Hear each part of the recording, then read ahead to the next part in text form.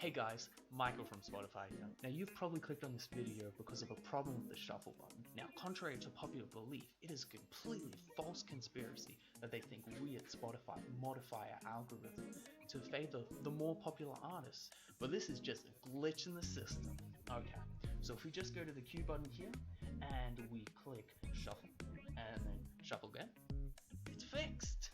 Now, you guys have a great day and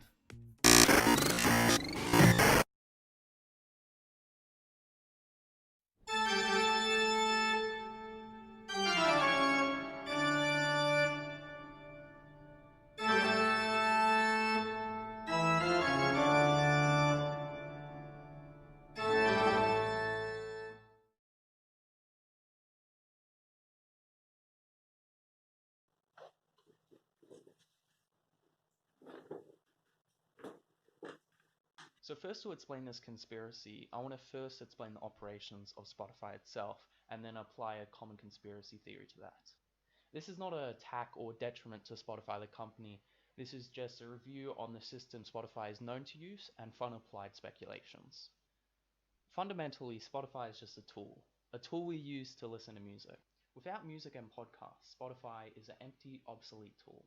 So this is why Spotify themselves only take 30% of the monthly revenue, and they give majority being 70% back to the artists. Since Spotify's birth in 2006, they've been using a payment method called pro rata.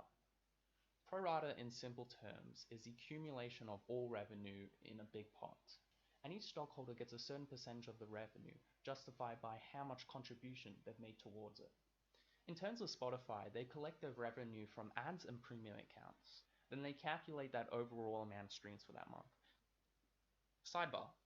Streams are only 30 seconds long, and so are views. Because they're only 30 seconds long, it changes this huge number people get on videos and music to such a small, insignificant number. For example, Despacito the music video has 6.9 billion views. Nice. Despacito has around 930 seconds in their music video. So divide the amount of views by 9, and Despacito only has 769 million views. That's a drastic change from 6.9 billion views. And this is even calculating how many times people have watched it for 30 seconds and then went off to watch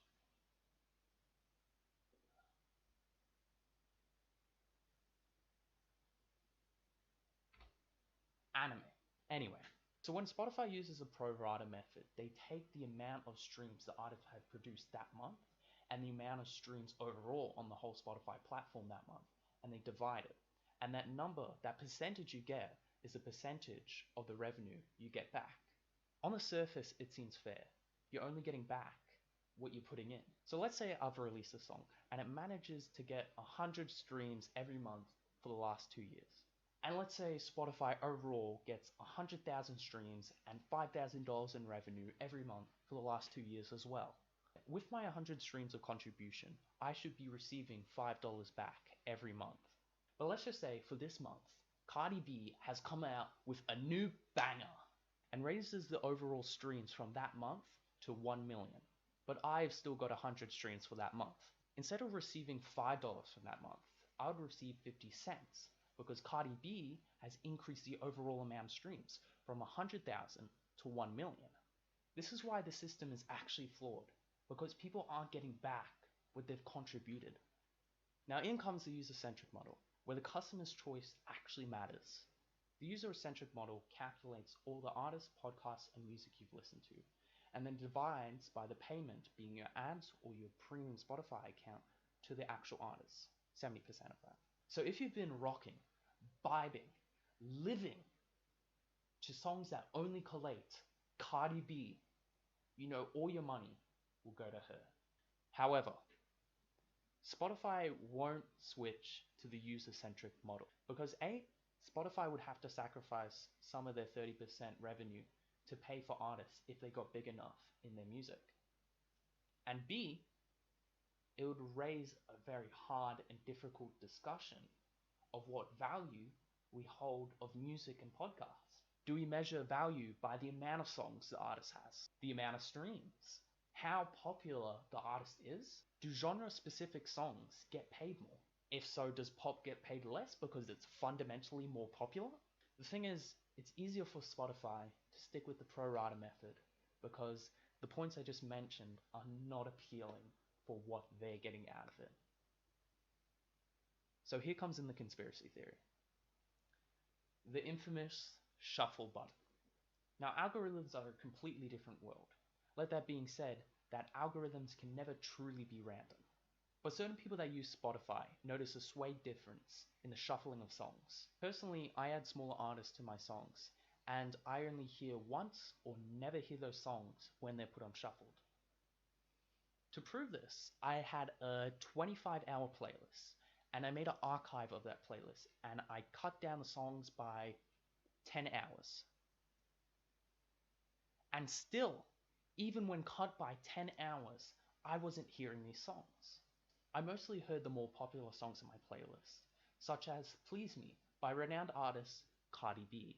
So like all issues, I used the internet, and I was met with a Spotify forum discussing this very problem. And like the intro, I was instructed to go to my queue, press shuffle twice, and the glitch should be fixed. And if I had any further issues, to follow it up with Spotify directly. And I did have further issues, which actually inspired me to make this video. The shuffle algorithm seems to be too swayed to popular songs just to be a glitch. This glitch fits in too nicely with the pro rata method.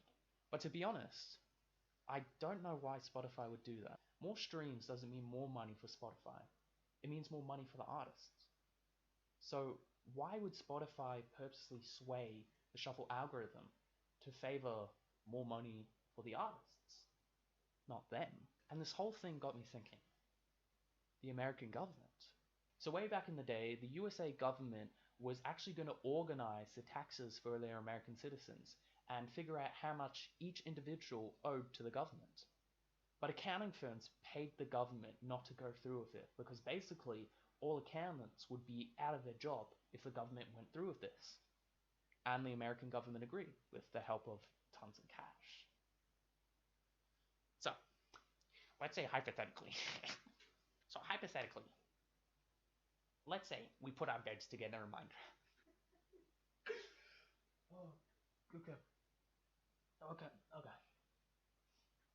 So hypothetically, what if Spotify wasn't happy just with their 30% cuts? So they made a conspiracy with the distributors. Conspiracy would be to modify the algorithm to favor the more popular artists, and then the extra money they got from the revenue would be paid from the distributors back to Spotify. Or what if Spotify modified the algorithm to crush, cock and ball torture style, smaller artists? What if the artists directly paid off Spotify so their song would appear more regularly? Unfortunately, I don't have a solid conspiracy theory. Because a conspiracy is a secret plan. Sure, I love my run-of-the-mill Bill Gates brainwashing coronavirus 5G conspiracy theories, believe me. But a conspiracy theory should not cement a truth. A conspiracy theory should speculate on the evidence we are given. Obviously, conspiracies do exist. I'd say the most popular one was Judas's conspiracy to tell the Romans about Jesus' whereabouts. And after the Hiroshima and Nagasaki nuclear bombings, it was a conspiracy theory that America was taking the body parts from the nuclear bomb site. The actual conspiracy was America wasn't taking bodies, but body parts of younger tissue, meaning children and babies. And there was a conspiracy that Canada created a gator, and there was a conspiracy that Canada created a gator? Canada, why? And some of you sharp-minded viewers may say, oh well, if the shuffle button is so corrupt, why don't you just turn it off? Yeah, turn it off.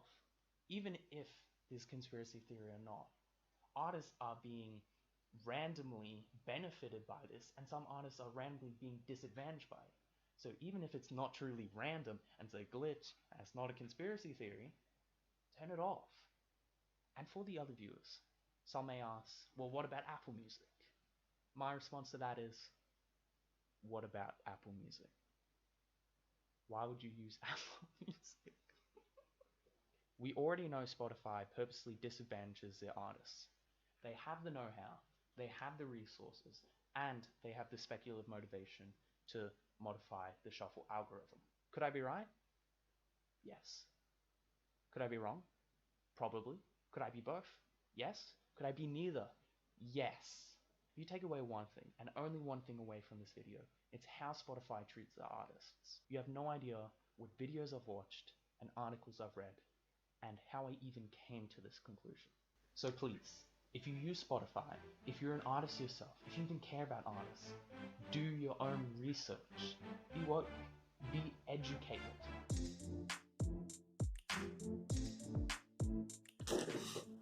Guys, I said I'd be back, and I'm back. I don't know how often I'm going to do videos and what type of videos are going to be, but there'll be videos. And one more thing, just a shout out to Ben. Bro, happy birthday for yesterday. Hope you had a blessed day, bro. If you like this video, go down in the comments and comment happy birthday, Ben. Okay, guys. Thank you. Peace.